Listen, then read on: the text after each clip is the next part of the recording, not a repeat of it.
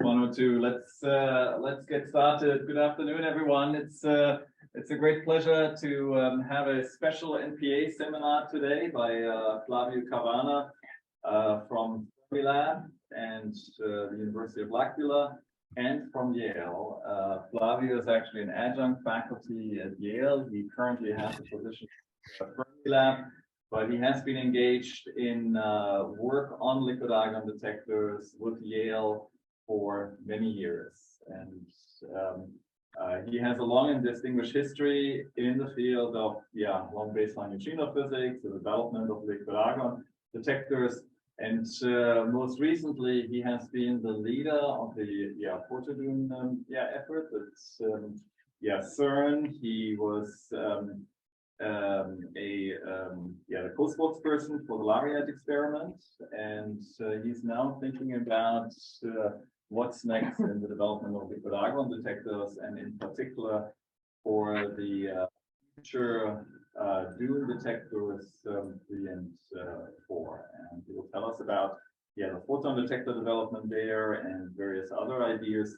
And for those who are new to the field, DUNE is a long baseline experiment, as you will hear, the biggest neutrino project that the US is undertaking. And, we're very happy and glad to have Flavio here to tell us where it might go. Okay. Thank you very much, Carsten, for the introduction.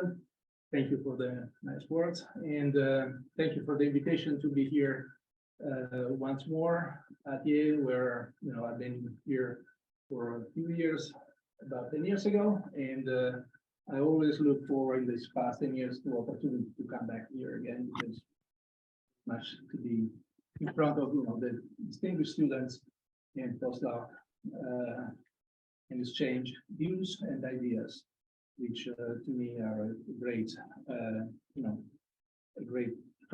benefit of being in this position. Okay, so let me go through what I to this talk, which I put the title of "The Path of DUNE Experiment at the Turning Point." So I will drive you to this, where we are at the moment, which I believe, to some sense, is a time of a turning point where direction can be taken for the future, subsequent stage of the DUNE experiment beyond what has been achieved, at least from the design and detector abstraction until now. In order to reach that point, I will walk you through, some sort of a sequence of the development on the detectors that are currently being at the core of the DUNE experiment and the technology associated with that. All right, so the outline I said already. So DUNE and LDF project, scope and the schedule, and where we are at the moment. The liquid argon TPC and the technology developments, including the liquid argon photo detector system, LAR TPC, as I keep calling it, for large mass detection. Then, in order to achieve that, I will, speak a little bit about, what we learned from ProtoDUNE, which is consistent with the bridge to the DUNE Far Detector, and is, the sustaining point where all, the project is essentially being built upon.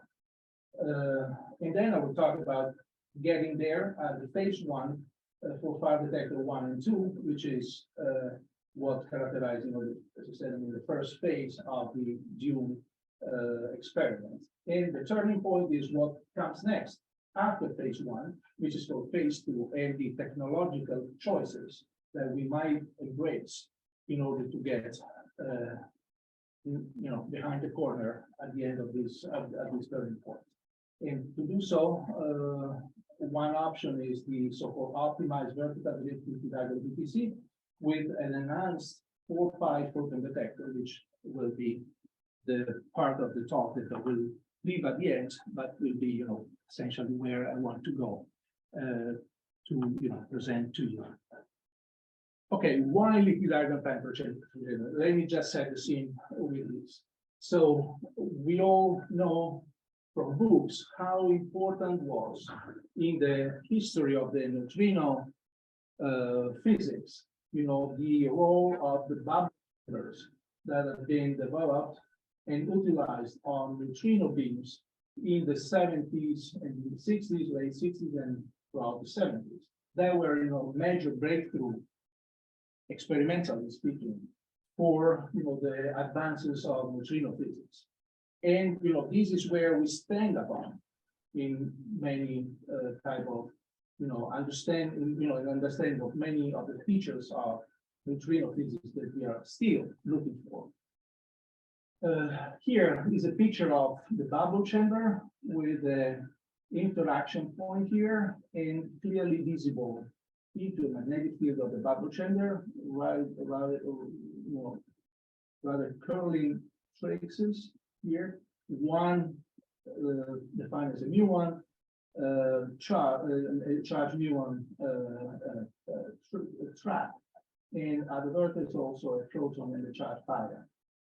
Recently, from a small TPC, one first TPC that has been operated on neutrino beam in the US, DUNE in 2010, amazingly enough, you can see exactly the same type of interaction has occurred to this volume here, the charge pi, the muon, the proton and neutrino interaction at the vertex. And you can see how the two are similar, but this one adds on top of this bubble chamber technology the capability of a full automatic acquisition of the signal, but also adding full calorimetry to the imaging, and therefore providing efficient particle identification for all the tracks that comes off from a neutrino interaction. I will come again on features of the liquid TPC technology later on. So DUNE LBNF is the longest line neutrino program that Carsten just mentioned before. Is the first longest line neutrino international mega science project that was essentially launched about 10 years ago. Essentially, this DUNE LBNF stands upon in the model of ATLAS CMS and LHC at CERN. And the size inside is similar to the LAr experiment. This means that this endeavor is one of the largest in ATP ever, and certainly will be in the next 30 years. In one slide is the summary of what DUNE is meant to be. From the experimental side, it consists of a bridge between FERMILAB and the Sanford Underground Research Facility, SURF, in South Dakota, about 1,300 kilometers away, 100 miles away, where longest line neutrino will be produced at FERMILAB by a new particle accelerator complex, inspected at the origin by a suite of detectors located on campus at FERMILAB near the source of the neutrino beam, and then captured after the travel across the crust of the Earth in South Dakota in the mine ground facility that has been built there, with up to 4 far detector modules in this location. The first two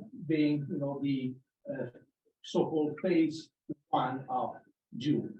The second two consist of class upgrade of the beam, will provide what is expected to be phase 2.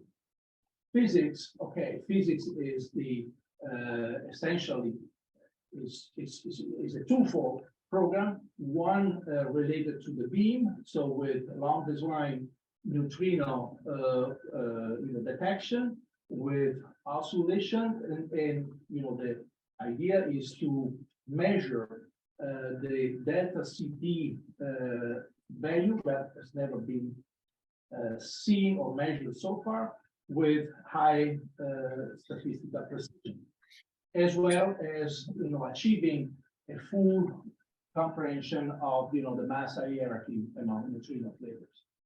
And on the other side, related to the underground location, detecting or capturing neutrino from supernova, sun, from the sun, solar neutrino, atmospheric neutrino, and any other possible potential signal from beyond standard model that we might expect to see or hope to see.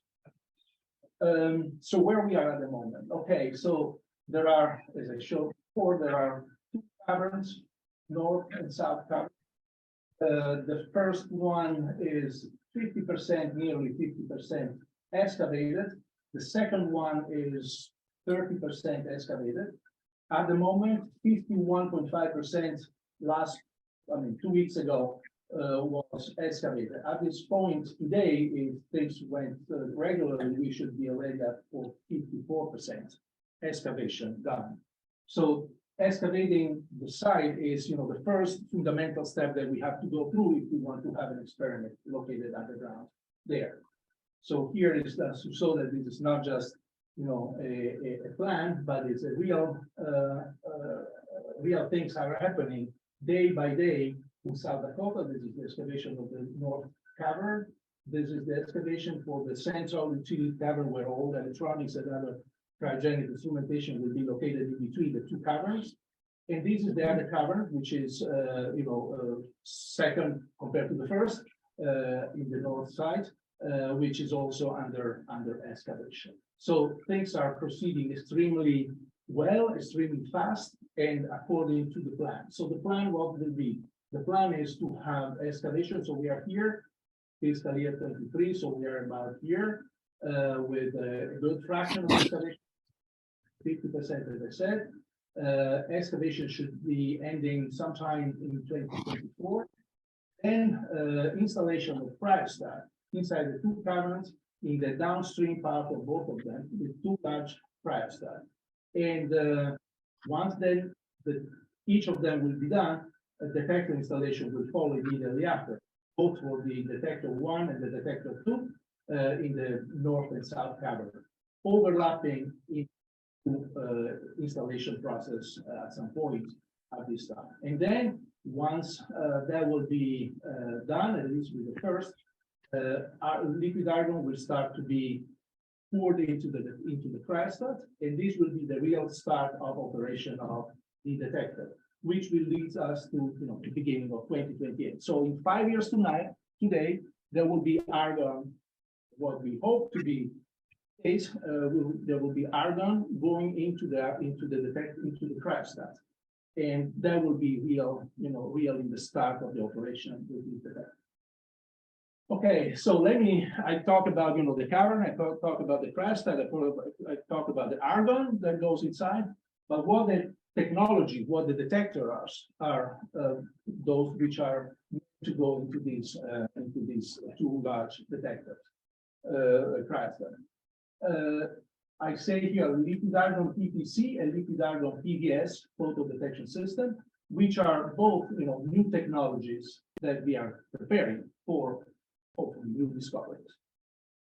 Okay, let me start from the very, very beginning. So liquid argon as a medium. So liquid argon is subject when neutrino arrive to interact into the liquid argon bond to produce ionizing charged particles. These particles deposit energy in argon, essentially via ionization. So this ionization, so we have essentially two types of phenomena occurring while a charged particle goes through a liquid argon bond and deposit energy into there. So the energy is split between energy spent for ionization, separation of argon ions to electrons from atomic ionization, and at the same time, those which are not sufficient for being ionized, the argon nuclei get excited at the excitation stage level, and from the de-excitation process, a photon is emitted, or photons are emitted via this DUV scintillation light emission. So there is a light emission and concurrently ionization at the same time. Ionization may be subject to recombination, so electron and ion in the mutual electric field of one each other get recombined, unless there is an intense electric field which pulls apart electrons from ions and bring them, moving on opposite direction and not letting them recombine anymore. So if there's at least in a fraction of the ionization pairs that have been done at the beginning. So in this case, we are ending. So those which are recombined, though, there is a fraction, which is a significant fraction of the initial ionization that do recombine, even in presence of an intense electric field. This recombination gets into excited state of argon, which eventually brings to scintillation light emission again. So we have at the end free electrons surviving thanks to electric field from the combination, which start drifting toward the anode because we are in an electric field, which is where the TPC charge readout is located. We have photo detection system distributed around the volume of the detector to capture part, at least, of most of these scintillation light photons that are emitted. And there are also free ions that move very slowly toward the cathode plane.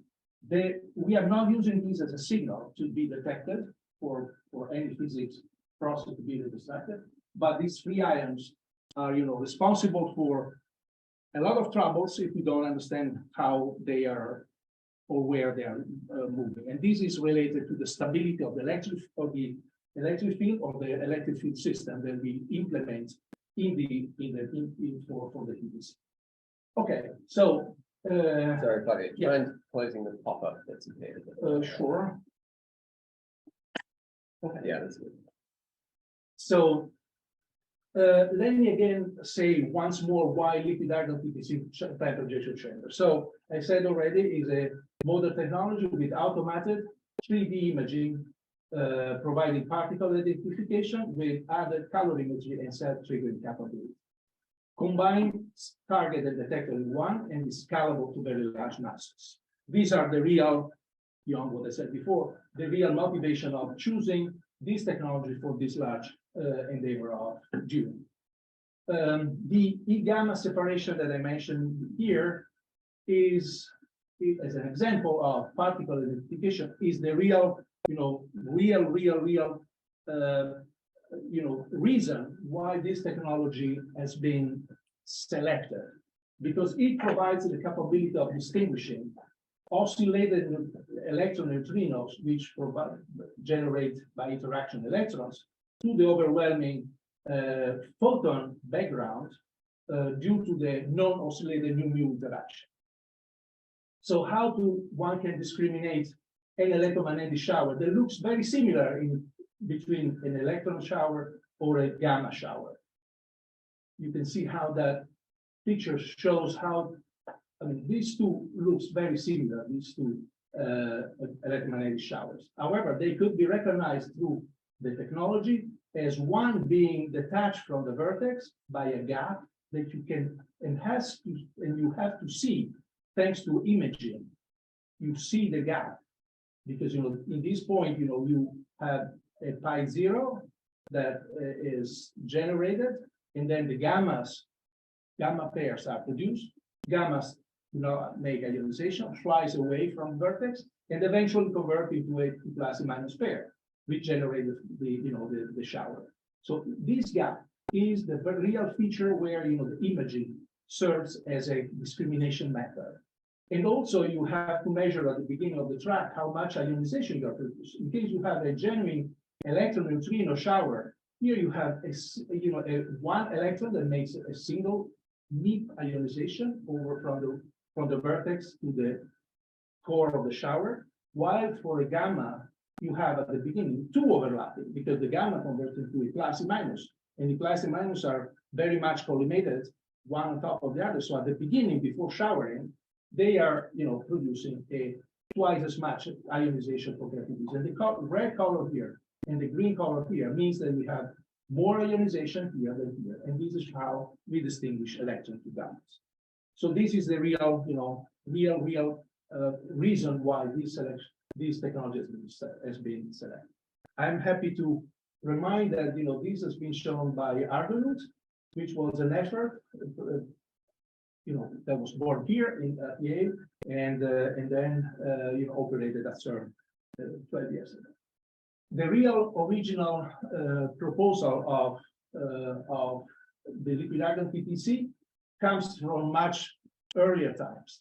Back in the last millennium, in the middle 80s, by the ITER's collaboration, where the principle of operation of a would-be liquid argon TPC were precisely defined, giving the reason, how the imaging of ionizing event can be obtained by sequence of planes with wires, planes of wires at different orientation, or grids.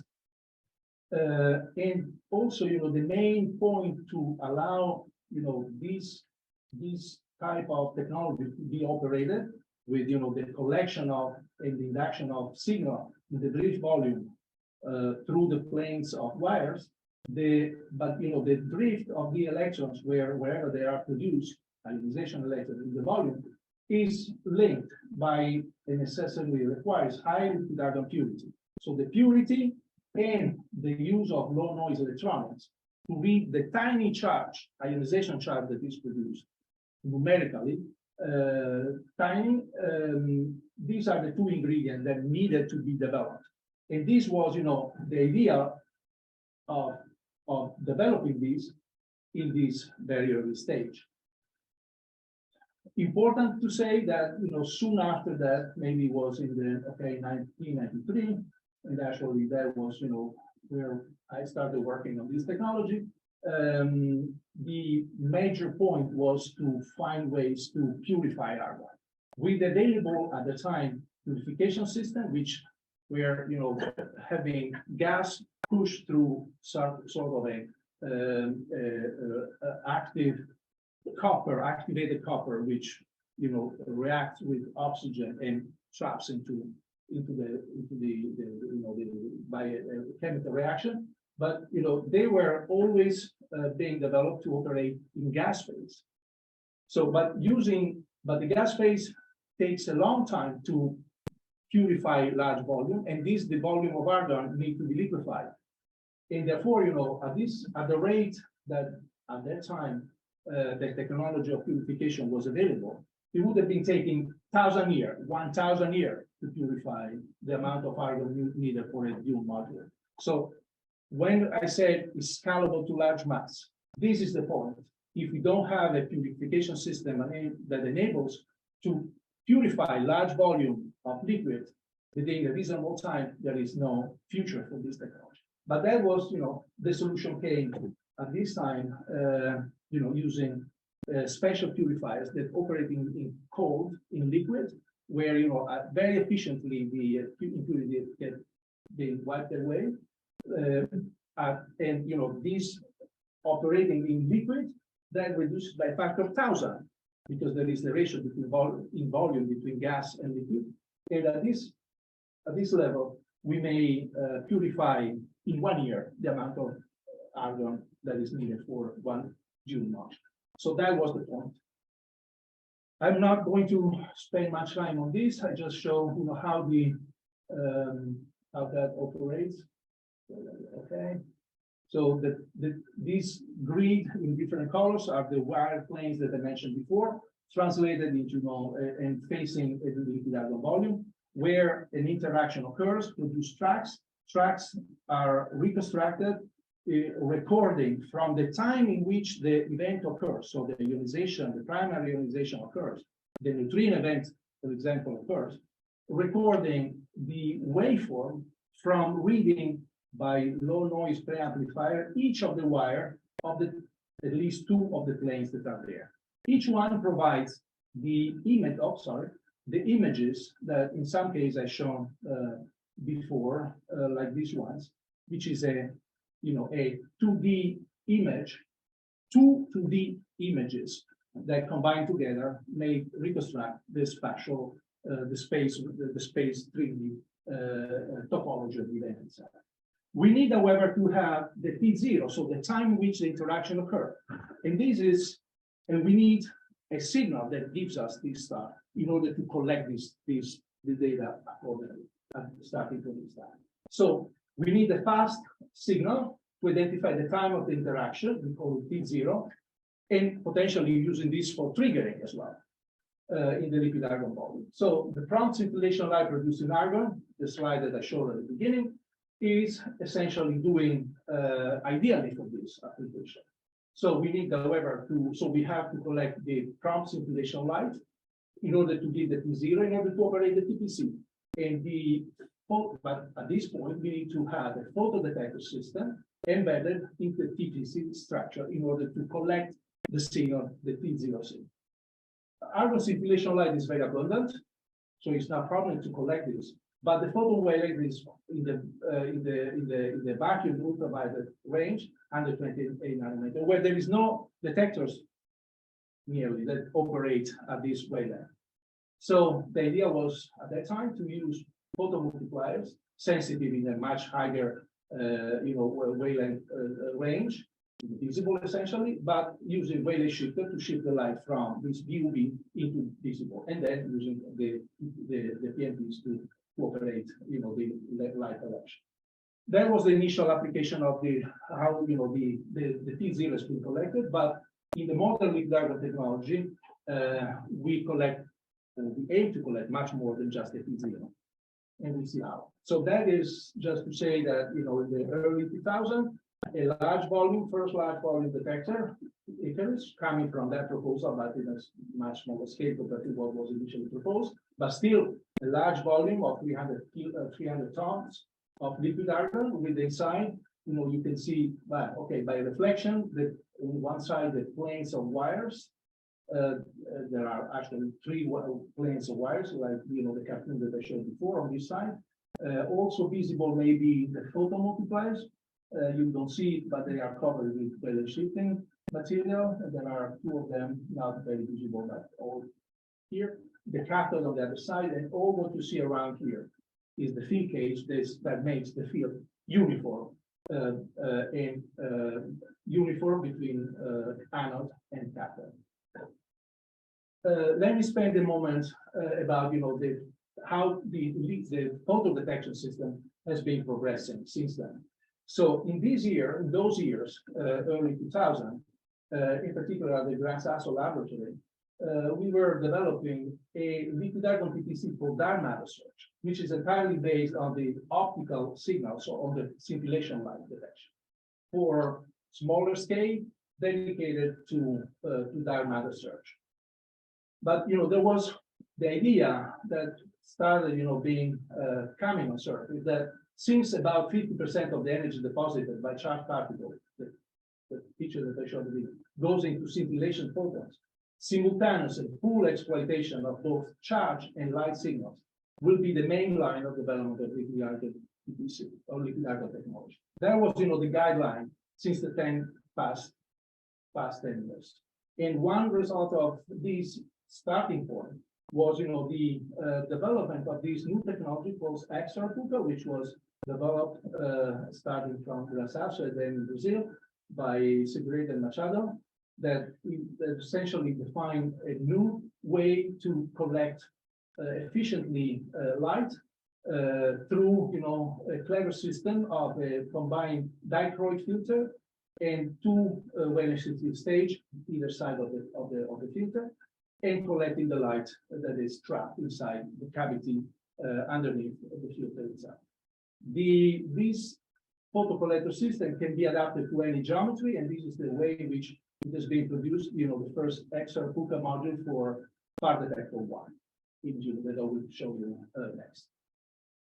So in the years from the early stage of the lipid argon TPC in the late 90s, through all this process, which are sequence, is where the lipid argon TPC for physics on neutrino beams have been operated. So from tabletop experiment like 50 liters or half a ton of argon that I already mentioned from Yale, and then to the Icarus 300 ton at Gran Sasso, then microboom that came online in 2015. This is recent days in a sense. And then Icarus that added to on a short baseline plan program at FERMILAB, moving the same refurbished but still the same detector that was operated first at FERMILAB, which is already taking data since 2020. And now we have SBND, the last of this series that has been detector completed and is expected to start the run in the fall 2023, so months from now, still at FERMILAB, on the shortest line of the program. Now, I mean, with all these detectors done until now, are we going to go directly to the DUNE first module, which implies the use of 17,000 tons per module? So from, the order 100 tons of liquid argon into the 17,000 tons of liquid argon is a giant leap for the technology to go across this with a lot of unknowns, unless one could make a fully successful prototype experiment that bridge between the current generation of detectors into the future generation of detectors. With a 1 kiloton of liquid argon operated at CERN. And I will spend it again here on ProtoDune. So that was an extremely fast development. And the fast development means a successful development at the end means the technology was really mature.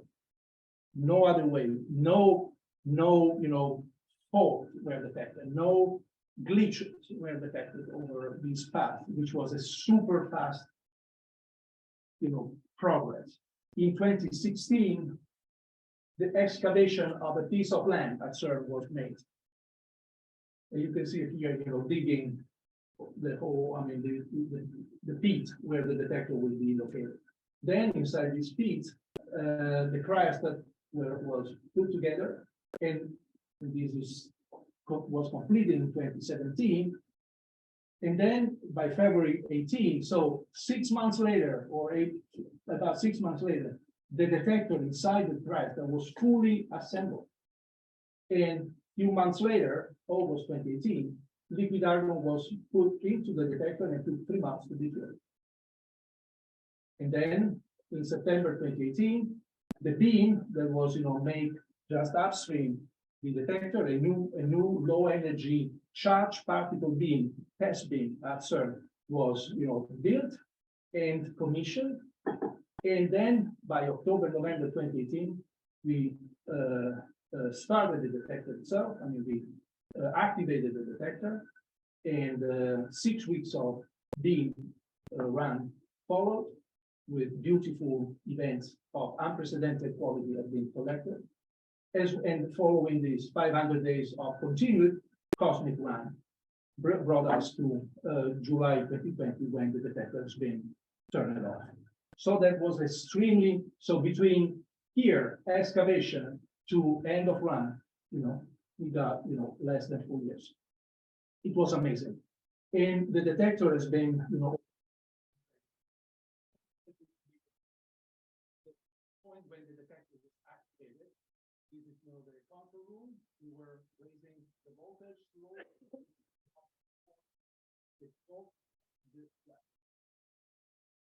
Two volt away from the 80 kilovolts.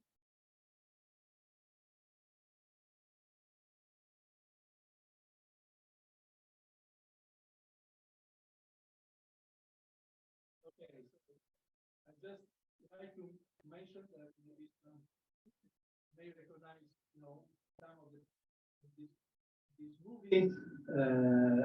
Saran Kupandi, who has been and was at that time, postdoc here at Yale. Why I showed this crucial moment. That was one of the most emotional moments ever for the community that we were, putting together for this data.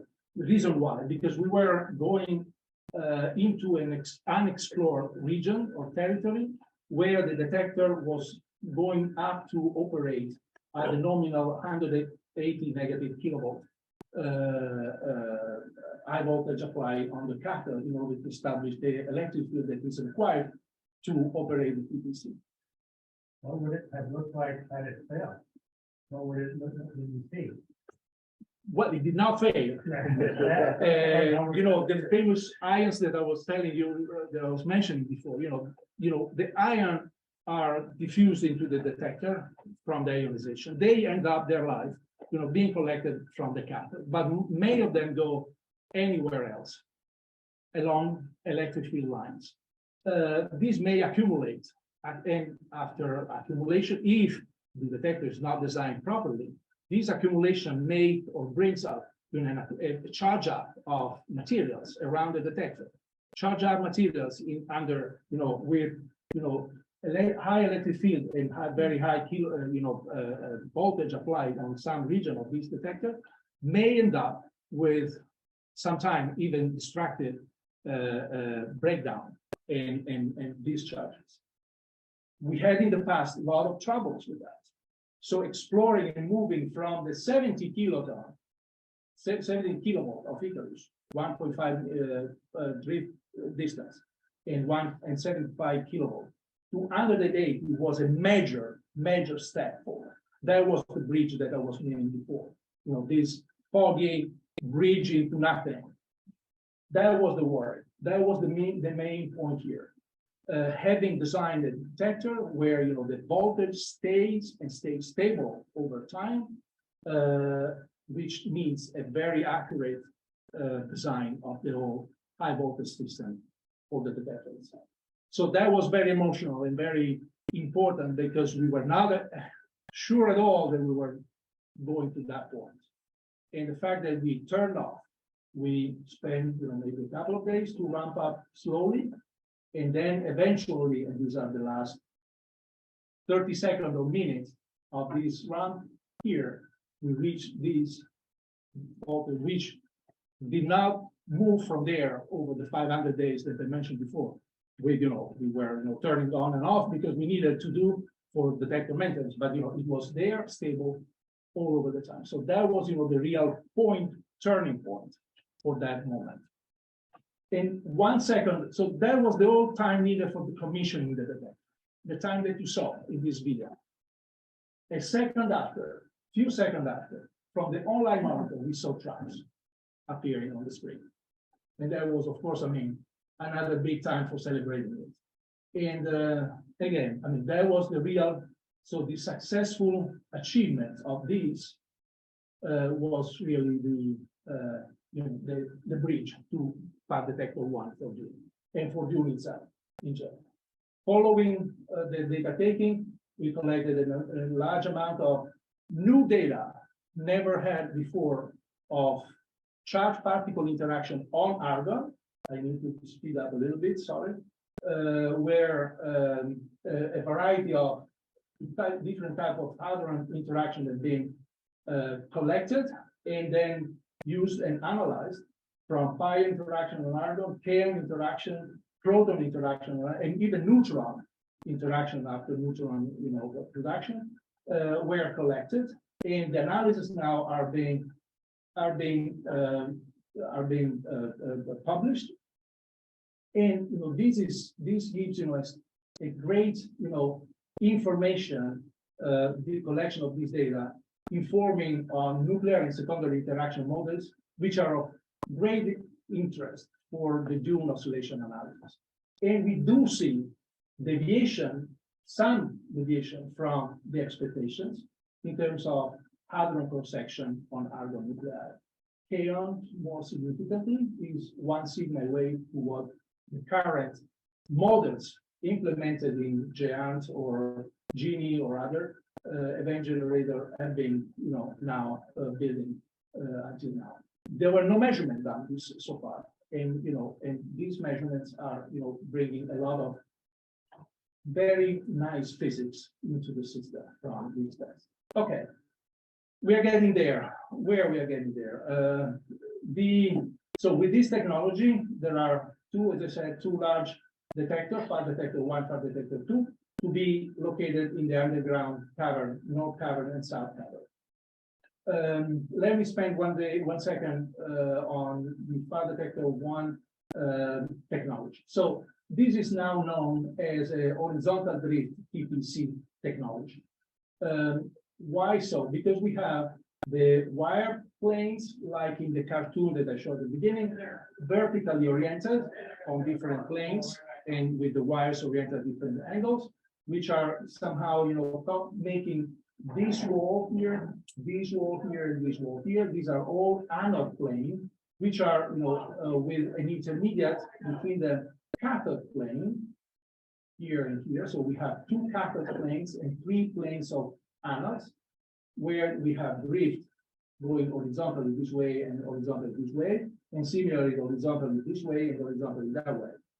This is a picture of one of the units which we call APA, anode plane assembly, which are built and stacked one after the other to form the entire structure here, here, and here. And here is a picture of the first of them built and operated in prototype, the one that I showed before.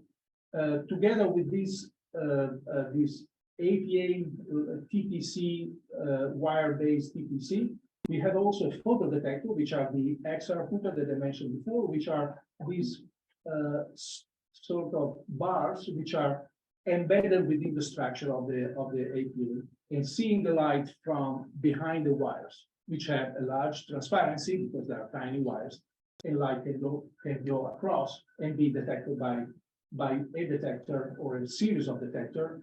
I lost the pointer. Okay.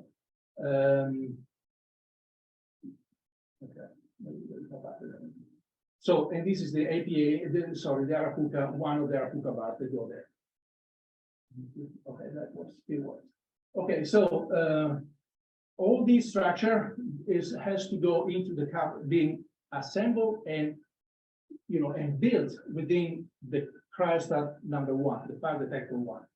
And I can see, okay, this cartoon shows how that has been modeled, all the process to build the detector inside from the clean room, upstream the cryostat, and then bringing piece by piece into the detector and building the detector coming piece by piece completely done in this sequence. That has been modeled into the greatest detail in order to be sure that we can actually do this installation within the time that we want without finding difficulties along the way. So that has been modeled fully, and we know that the time that is needed to make it is what has been expected or put in the timeline that I showed at the beginning. But important enough is that that was not only a 3D model exercise, it's actually done on real size, one-to-one size elements that have been put together, and the way in which assemble them has been studied in the greatest detail at Ash River in the NOVA Farside installation building. Similarly comes from the Far Detector to vertical drift. So the other module implies a new,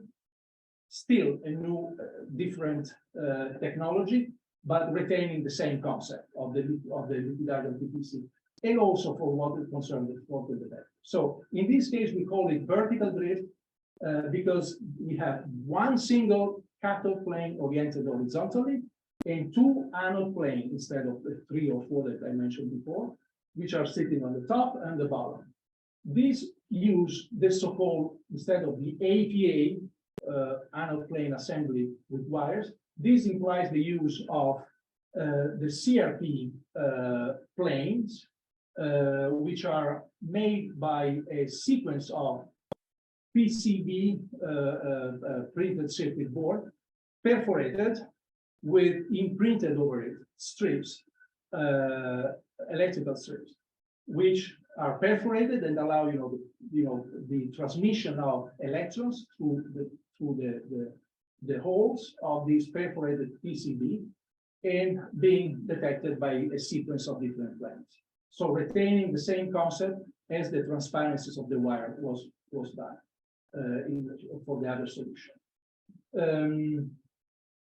This has a substantially larger drift distance between cathode and anode of 6.5 meters, which needs the operation of a cathode at 300 kilovolt negative.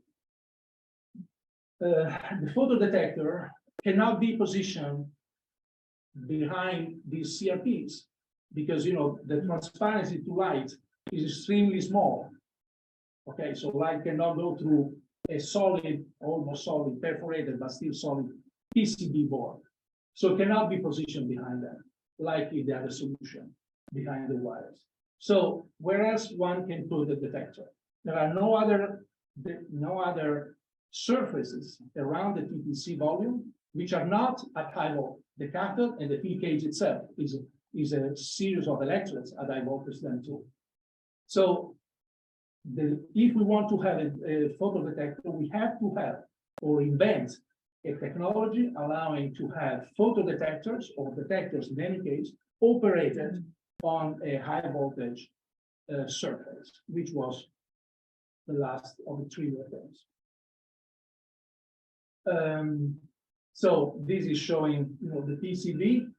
You can see how, so the strips and the perforation. So the ionization charge may go through one layer to the next layer, being focused through the holes, shown two of them through there, on the right, and sensing and being sensed by the sequence of planes that are in a subsequent series made in this CRT. And one can see here the 3D real object, as it can be probably visible in the lab nearby here, because Yale is producing part of this technology and testing it, and this was a very recent accomplishment done here at Yale. As you can see, however, these boards, these PCB, are very little transparent to lines. So again, we have to have, if we want to have a photodetector, we have to have that located on the surrounding areas surrounding the argon volume, necessarily sitting on high voltage,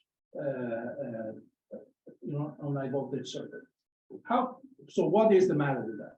We cannot power, nor we any detector or any equipment which brings copper cables or normal cables from a high voltage system, because you risk, you make a short from your grounded electronics and the electronics that is positioned on your detector through the wire, copper wires, if one portion of it is sitting on a high voltage.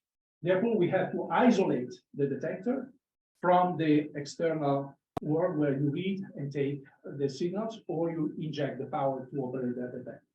So the only way that came to our mind to how to make it is to use optical fibers instead of wires. So substituting optical wires to copper wires. But that means that we have to transform first electrical, so to have a source of optical power that needs to be transformed into electrical power, or a source of electrical power transformed into optical power to transmit the signal out. And this is what this is represented here. So we have a photodetector sitting on a voltage cathode in liquid argon, where we have chip pumps, for example, and we have an electronic board, the bottom square, where that is reachable and transmitting only through optical fibers. And the receivers or the transmitter there are operate exactly what I meant before. So we transmit laser light, laser power, optical power to the fiber.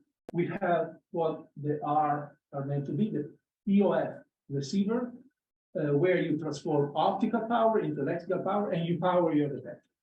Then the detector results in giving you electrical signal from the systems. You take them, you transform the electrical system, the electrical signal into optical signal, and you transmit to the fiber. And then outside, you retransform that into electrical signal, you digitize it, and you have your signal. So that was the big step forward, to equip a detector through optical fibers.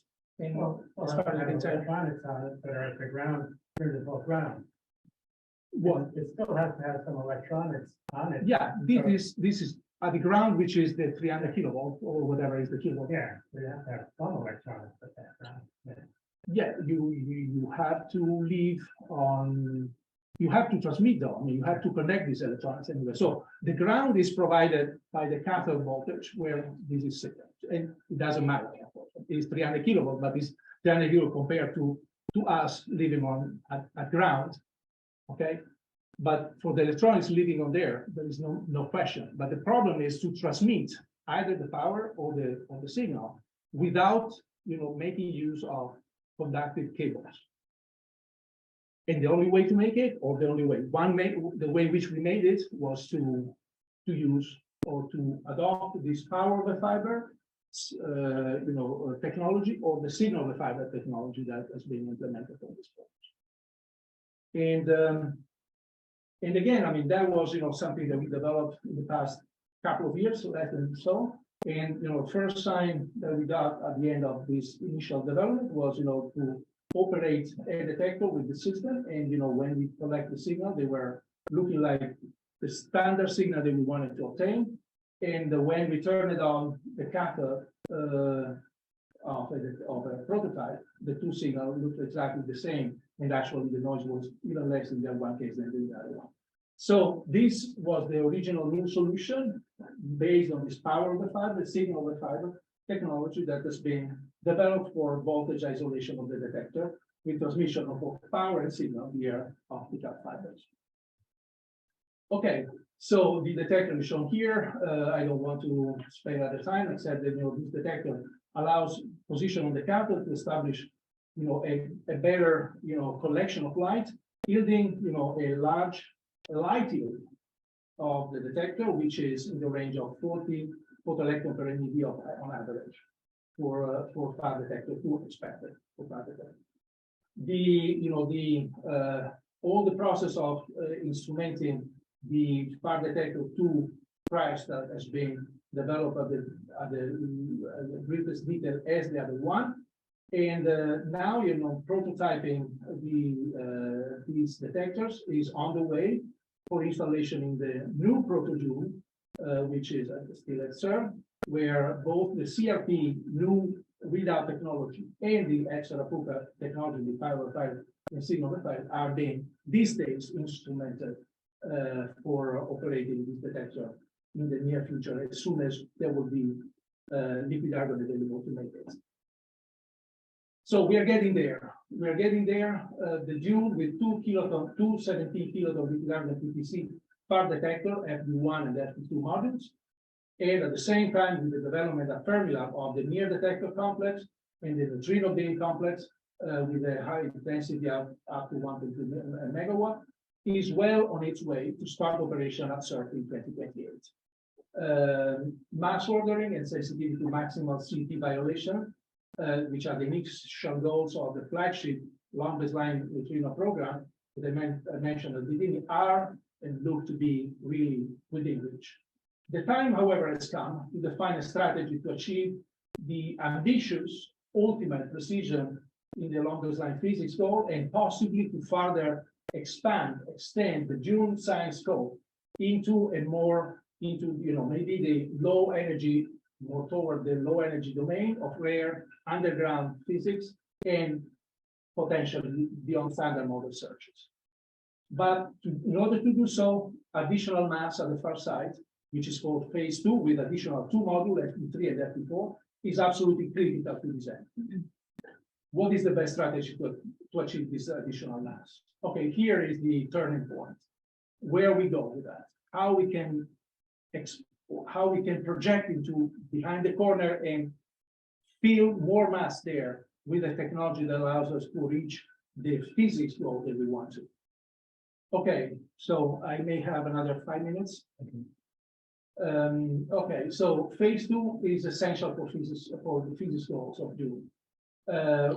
Without the additional 2 modules, we will never reach, the 5 sigma sensitivity to delta CP value that we want to achieve, and we need to have more mass and more active detector in order to achieve that.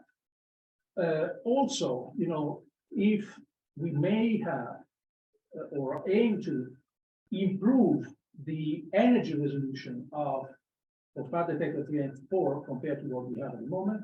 Studies have been demonstrated that if we go from the currently established neutrino energy resolution in electrostatic neutrino of the order of 13%, that is quoted as the goal of the current technology of E1 and E2, to a lower value of 8%, this has large implication in achieving a more, a larger, a larger range of delta CP coverage for measuring it over a large domain of angles, and also, extend, having a better energy resolution may extend the sensitivity to low energy physics, supernova, solar neutrino, underground phenomena, and potentially beyond standard model physics. What the method to improve neutrino energy? Having a dual calorimetry using collection and full exploitation of the charge that argon gently provide us, ionization charge, and scintillation light. If we can collect both of them efficiently, we may have two separate independent signals from the same origin, but independent signal, where we can have a combined and improved energy resolution that will have both the oscillation physics and the underground physics in the lower energy range. What options are on the table for FE3 and FE4 in terms of technology? Okay, we may have liquid argon technology applied in the third and fourth module, or going into non-liquid argon, but I would not consider that at all. Liquid argon technology has been proved to be, a solid, modern technology that in my opinion, should be extended over the FE3 and FE4 to complete the overall availability of space in the underground. There are options, however, on this technology. The optimized vertical drift with CRPs and improved light detections based on the same system that we know already from FE2, or going to other potential opportunities like the Ariadne, where you have a different TPC readout based on optical readout. This LOMO, which is a detector where you would use underground argon, or a different pixelized solution for the TPC, which may have some advantages on better reconstruction. Okay, I will just spend a few more words on the main concept is that the CRP may be already, the technology that we want to. CRPs is a nearly ideal solution. It has been coming from 3-4 major generations of development, coming along all these 20 past years of development. It may still be optimized with improved signal to noise and maybe better energy resolution at some point, or it may be, going into a more ambitious, technologically ambitious new solution like a pixelized readout, where, however, to improve the charge reconstruction, however, that implies a much higher cost and some, still a large development to be achieved. Or it may go on this optical readout that I mentioned before. What concerns the light? Okay, this is what makes more or less everyone, quite, aligned to the same concept. Extending as much as possible the optical coverage. And one way to do it is to convert the field cage, the TPC field cage. So all these electrode elements all around the distance between the cathode and the anode, and transform it into a fully active photo detection system. This is a picture that shows this. Currently, in Far Detector 2, we have the field cage, which is an array of electrodes made by thin aluminum profiles with empty space in between, argon space in between, between any of these. The idea is to simply put detectors in between these like what is shown here in blue. So the electrodes will remain there, the TPC remains there, the field cage remains there as a design, but the field cage houses a large, immense coverage of active photodetector. The panels will look like this, where instead of having thin profiles with space in between, are same profiles or similar profiles with detector in between. Okay, that is the idea. And the profiles itself, currently for Far Detector 2, have been studied with a special shape to minimize the risk of discharges that was mentioned before, which result in having small 2 centimeter thick C-shaped electrodes, which in this option may be replaced by similar in size but H-shaped electrodes, where in the cavity of the H profile, the detector may be housed. I won't go much into this detail, but the idea is this H-shaped profile, where you have active detector and silicon photomultiplier as photosensor, reading this active component, which receive light and trap the light into this cavity, say, and spread out by the silicon photomultipliers. These are details how that could be done. It's a very simple mechanical solution where the frame of the X-Arapuca detector is provided itself by the field cage itself.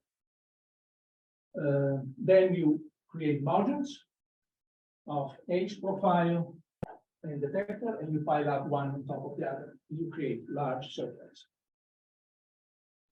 So is the field cage being disturbed itself on its role of field uniformity for the TPC? Not at all. Actually, the presence of an insulated surface between profile helps in making the field even more uniform. So the field cage itself for the TPC is improving its role thanks to the presence of an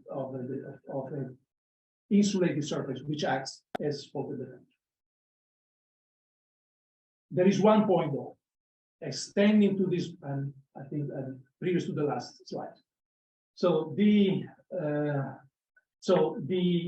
this large detector, which will consist of 100 square meters of detector, will be segmented in these bars of active detectors.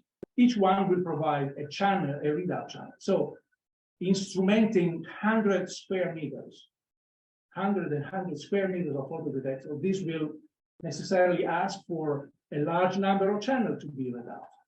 In the TPC, we have 100,000 channels, wires or strips. In the photodetectors, in Far Detector 2, we have 1,000 channels. Here we will have, again, tens of thousands of channels. So which means that we have to read out through fibers a large amount of channels, which might be a bottleneck. So here is where the technology needs to have a step forward. Having a large bandwidth for transmitting signal. And there is a technology, an emerging technology that needs to be explored and potentially applied to this system. This is a big endeavor. This is a big effort that is required to do so, but it's very challenging, but even super interesting to have a system that with a limited, potential limited to one fiber, only for a large fraction of the detector, or a few fibers for the whole detector, can bring out simultaneously all the signals from tens of thousands of channels. The way in which that is done is using this ring resonator modulation that is just mentioned here, that is being developed for advanced telecommunication, next generation of 100G interconnects, where you have a number of lasers at different wavelengths, all multiplexed into one single fiber. You make the fiber going into the detector, each channel is then using this ring resonator is modulated by ring resonator into a specific one channel to a specific wavelength of the among those which are the laser going through, and is modulated into this frequency. And then the same fiber goes out. And then for another channel, another modulator for another frequency, imprint into it the signal from one other channel, and so on for any channel, for every channel that you can have, as long as you have a number of lasers. And then in one fiber, you take out all the signal for many of those. Okay, so, and then at the end, you demultiplex the signal, and you split the signal, you read frequency by frequency, and you store it, and that's it. We have also to provide power, and the power of the fiber, which will, of course, include a large number of fibers, but not that many as one could think, thanks to the development of this power of the fiber system. And this comes to essentially the end. This system, with this very large coverage, may get into where the large volume underground scintillator-based or Cherenkov-based detector have been operated so far for low energy neutrino beams, in the range of hundreds of photoelectron per emitting, thanks to the large coverage. And that will be, essentially having a second detector associated with the same liquid argon volume together to the PDC. Okay, so this is the end of this talk.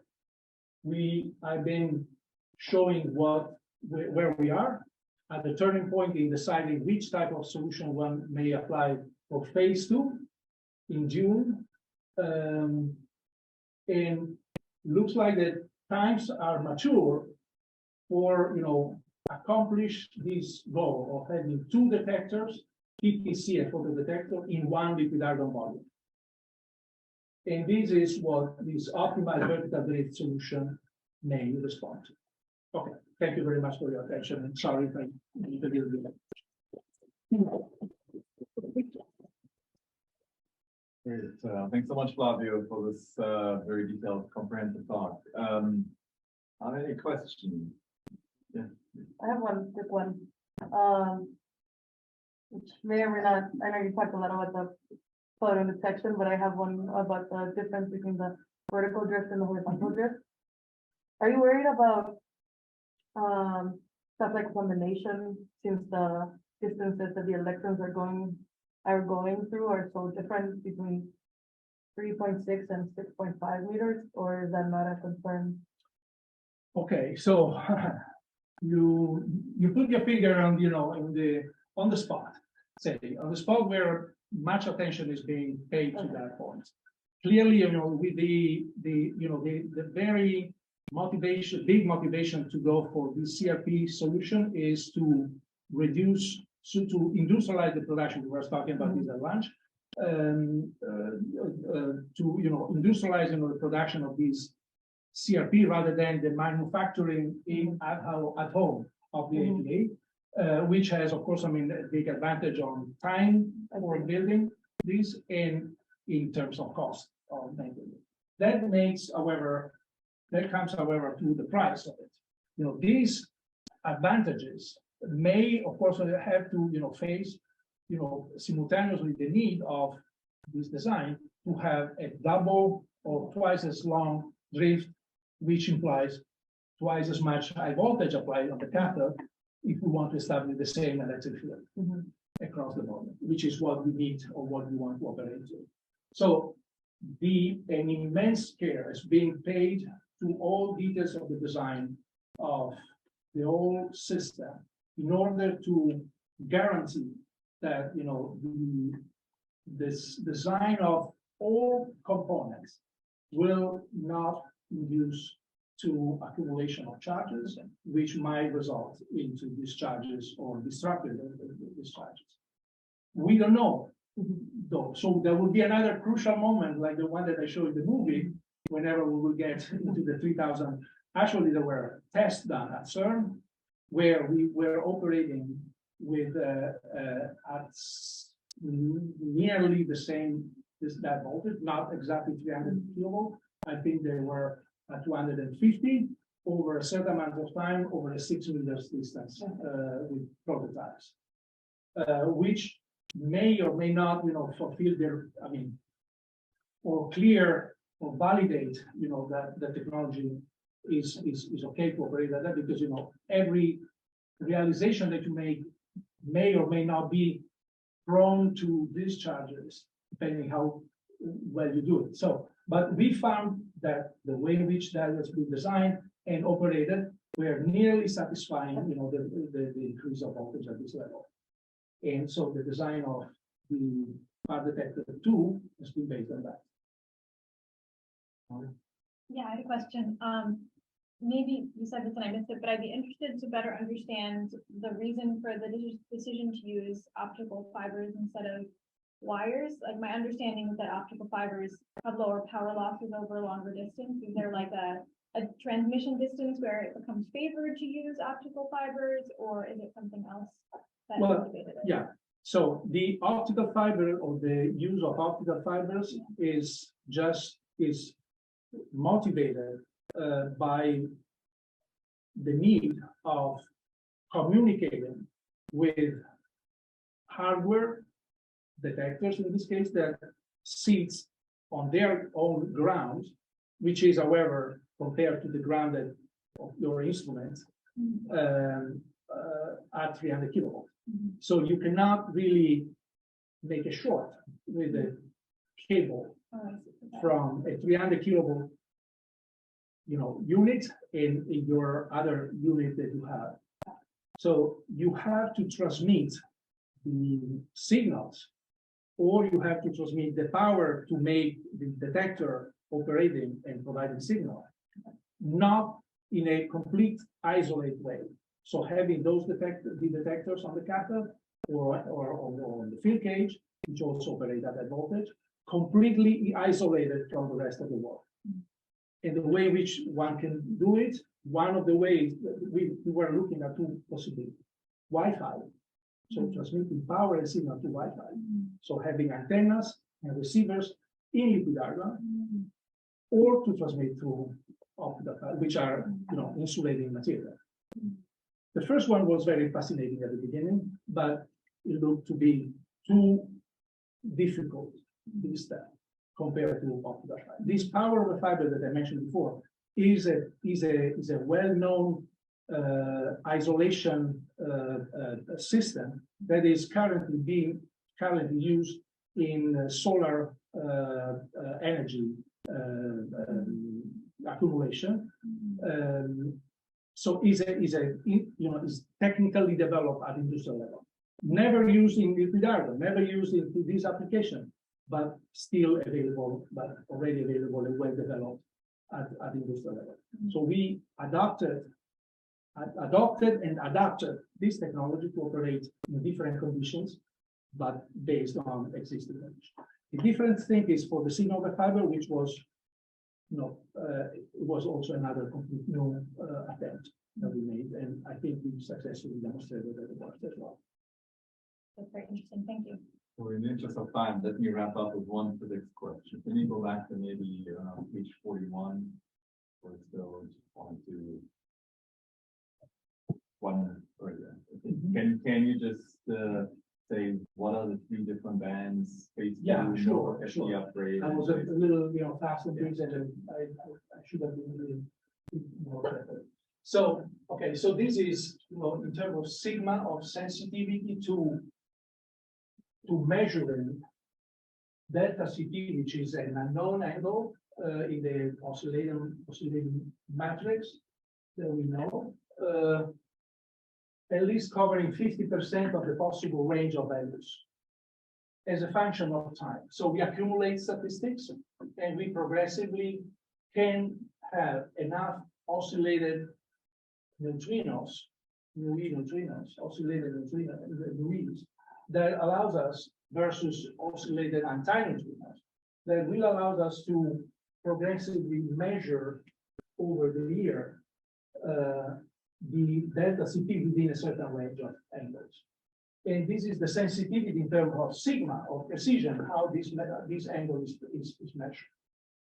So if we stay with what we have, Far Detector 1 and 2, 1.2 megawatts of beam from FERMILAB, and the Near Detector that is giving us, a reference for the non-oscillated component of it, that will increase the sensitivity because we increase, the amount of number of events that we collect in the unit of volume that we have over the years. Now, so after 6 years, we expect to potentially either go into phase 2 or stay with phase 1 if we don't embrace, the challenge of going into phase 2. So if that remains as it is, we will reach, even after 12 or 13 years, which is more or less the lifetime of the experiment we expect to operate with, at the level of 3 sigma for 50% of the angles of where the delta CP can sit. If we increase the beam intensity by a factor 2, okay, then there will, of course, provide more neutrinos, more oscillated neutrinos, and we increase the, the sensitivity accordingly. And this is how we do it if we go for over the next 6 years with a double power beam, neutrino beam. And we, though, never reach more than 4 sigma, which is away from where the target of the experiment is located. So having a measurement at 5 sigma, which is what we agreed to have to be, the proof of, a consistent proof of the experimental method. So the only way to reach it is to increase the mass. And if we add 20 kiloton or more 20 kiloton, 2 modules of 10 kiloton each, Far Detector 3 and 4, this is the progression that we can have, which reach after 10 years the 5 sigma that we want. So when I said before that, where is it? Okay, the additional mass is absolutely critical to this end, is because of this point. Well, let's thank Flavio again.